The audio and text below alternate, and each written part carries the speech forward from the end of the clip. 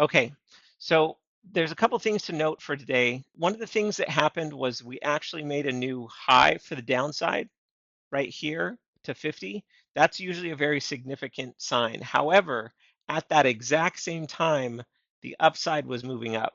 Not a good look. Even with all the strength for the number of highs for the downside and the number of lows for the upside, while the highs for the upside and the lows for the downside were relatively low, not necessarily a great look. So in this case, I would say that I would hold off and wait.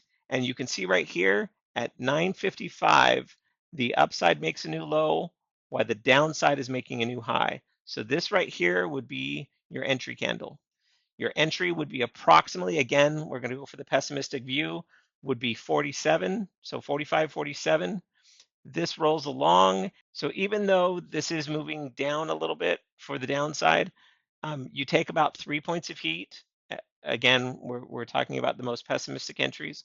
So about 3 points of heat, and then you can see this starts to pick up. So for me, I probably would be accepting of that because again, you try to take, or max you take is about 3 to 5 points of heat.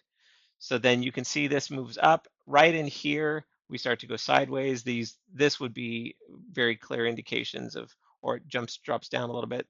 This would be where probably I would exit, or at least I would put my stop very close. So let's say you would get out somewhere in here. Um, let's say you get out at 50. So from 50 to 57, that's a 7 point trade, give or take.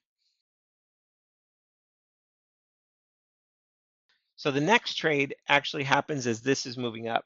We're starting to see that this is actually starting to gain a bit of strength. So you go from -4 all the way to +4 right here.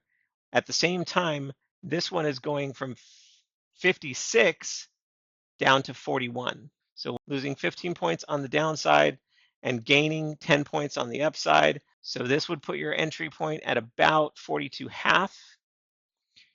You could write it up and just take it into here and use this as your exit, would get you at about 44.5, so about a 2 point trade. Or because you're not necessarily taking a lot of heat into here, this goes down like right here, drops you down into 40.5. So that's about 2 points of heat. So not necessarily a lot of heat. It does move sideways, and then as you can see, it does start to decline a little bit. And the key factor here is that the upside is moving up. So as this is increasing, no reason to necessarily get out. You're at this point, you're very far up. Your entry is 2.5. You could easily ride this up to, let's say, 53, exit right here.